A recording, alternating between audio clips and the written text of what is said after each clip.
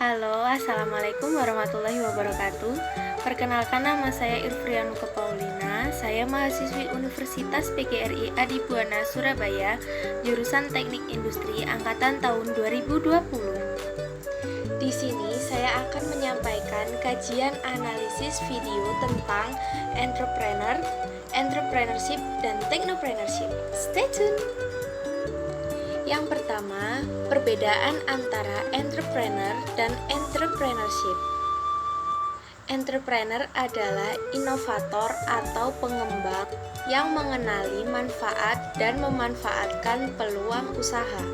Dia adalah orang-orang yang menciptakan perusahaan atau bisnis dan menemukan dan memecahkan sebuah masalah. Selain itu, dia juga imajinatif dan inventif. Dia juga seorang pengambil risiko tinggi dan memulai sendiri serta berpikiran terbuka terhadap bisnis-bisnis dan ide baru dengan tujuan untuk mendapatkan keuntungan dari perusahaan. Sedangkan entrepreneurship adalah metode inovatif yang berfokus pada menemukan peluang bisnis dan kebutuhan yang tidak terpenuhi, sehingga berarti mengembangkan solusi yang akan mengatasi kebutuhan dan menambah nilai bagi pelanggan.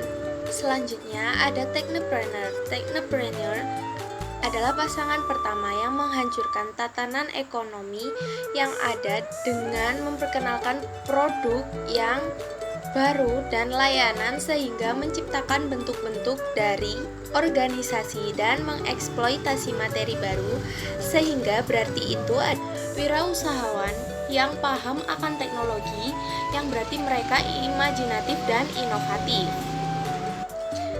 Sedangkan technopreneurship adalah kunci kewirausahaan dalam teknologi lingkungan intensif dengan metode pencampuran kreativitas dan keterampilan wirausahawan tersebut. Di sini terdapat 3 tipe entrepreneur, yaitu yang pertama ada social entrepreneur, kedua ada serial entrepreneur, dan yang ketiga ada lifestyle entrepreneur. Fungsi dari berwirausaha ada 6, yaitu yang pertama pengambil resiko. Bisa mengambil resiko dalam artian apapun hal yang dihadapi, rintangan yang dia hadapi harus dia ambil, karena itu termasuk sebuah perjalanan yang bertujuan untuk meningkatkan wirausaha itu tadi. Tetapi di sini ada kelemahannya. Apabila kita terburu-buru, apabila wirausahawan tersebut buru-buru dalam mengambil resiko, maka ada keputusan yang salah yang akan dia hadapi. Yang kedua ada salesperson, yaitu sifat untuk memasarkan sebuah usaha dan produk.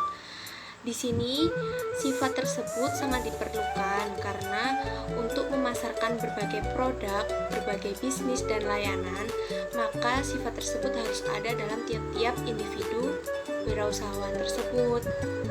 Yang ketiga ada goal getter. Goal getter itu adalah sebuah sifat untuk mencapai tujuan hidup. Termasuk tujuan berwirausaha itu apa sih? Dan kita harus bisa menyusun target-target kedepannya seperti apa supaya bisa mencapai goals tersebut. Yang keempat ada sikap kepemimpinan. Dalam sikap kepemimpinan ini harus ada setiap wirausahawan, dikarenakan untuk memimpin sebuah usaha itu maka diperlukannya leader serta sifat kepemimpinan dari seseorang tersebut. Kelemahannya apabila kita nggak sejalan dengan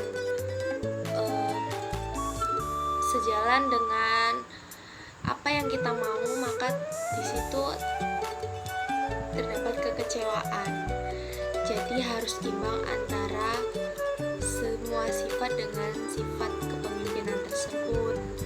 Yang kelima ada pengambilan keputusan. Di sini wirausahawan dituntut untuk bisa mengambil keputusan di dalam setiap situasi, di dalam semua kondisi dan situasi, dikarenakan semua keputusan ada dalam wirausahawan tersebut. Dan yang terakhir ada analisis dan pemecahan masalah. Seorang wirausahawan harus punya sifat menganalisa yang baik serta memecahkan masalah. Untuk menangani masalah dan menganalisa masalah tersebut, kita harus berkontribusi dan berkompromi dengan tim yang baik, serta diperlukannya komunikasi yang baik antar satu tim dengan tim yang lain. Kelebihan entrepreneur ada banyak.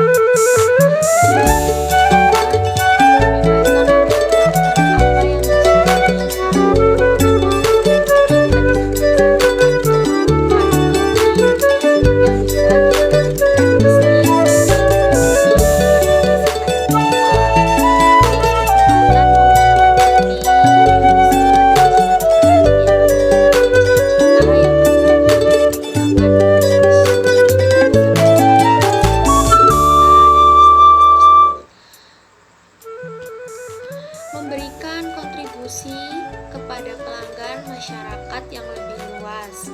Dalam artian, kita bisa membuka lowongan pekerjaan bagi orang-orang di sekitar kita, karena apabila bisnis kita atau usaha kita sudah melesat jauh, pendapatan sudah banyak, kita perlu merekrut karyawan, jadi kita bisa membuka lowongan pekerjaan bagi orang-orang yang membutuhkan.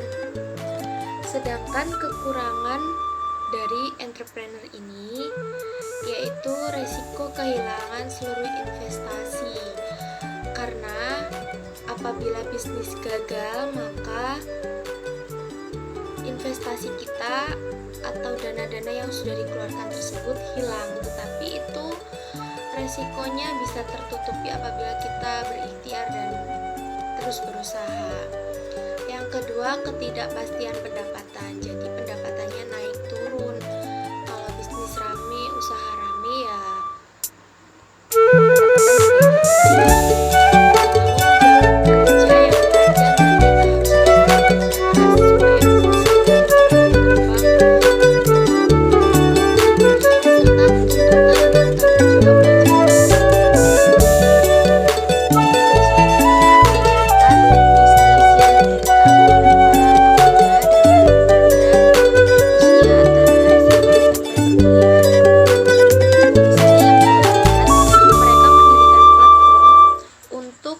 menjembatani antara orang tua serta anak-anak agar bisa memantau kegiatan anak-anak sehari-hari, terutama untuk belanja, terus kegiatan belajar.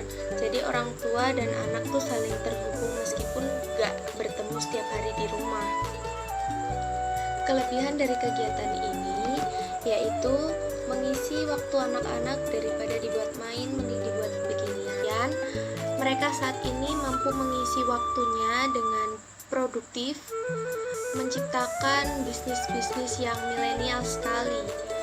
Lalu, bisnis ini bisa disebut dengan startup, dan untuk kondisi saat ini, startup bisa diambil contoh dari Shopee, Tokopedia, dan Bukalapak atau sejenisnya.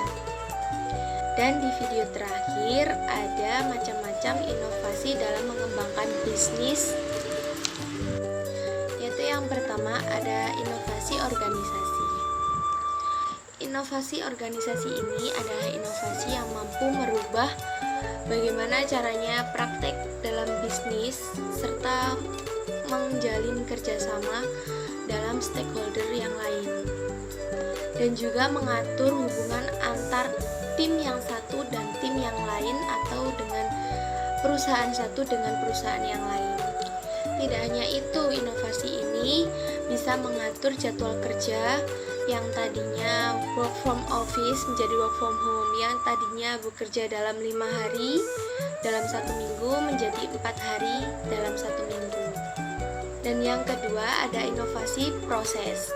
Inovasi proses ini tentang merubah cara, metode, serta teknik operasional perusahaan sehingga mendapatkan keuntungan yang lebih besar lagi. Dan selanjutnya ada inovasi produk.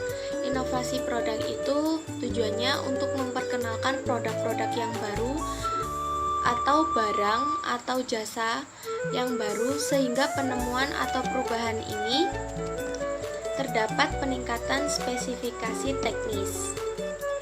Selanjutnya ada inovasi marketing. Dalam bisnis pasti tidak asing dengan istilah marketing. Inovasi marketing ini digunakan untuk memperbarui cara penjualan atau promosi yang dari cara lama menjadi cara baru, sehingga konsumen lebih tertarik dengan produk-produk yang dijual. Dan yang terakhir ada eko-inovasi. Eko-inovasi ini adalah inovasi yang menggunakan bahan-bahan ramah lingkungan. Jadi inovasi yang membuat seperti wadah produk itu menjadi ramah lingkungan dan tidak mencemari lingkungan. Di kondisi saat ini masih terdapat banyak sekali produk-produk yang masih menggunakan barang yang sekali pakai, tetapi ada juga yang perusahaan menggunakan produk-produk yang reusable atau bisa dipakai berkali-kali, seperti tempat kopi ataupun sedotan dari bahan kertas. Sekian dari saya. Wassalamualaikum warahmatullahi wabarakatuh.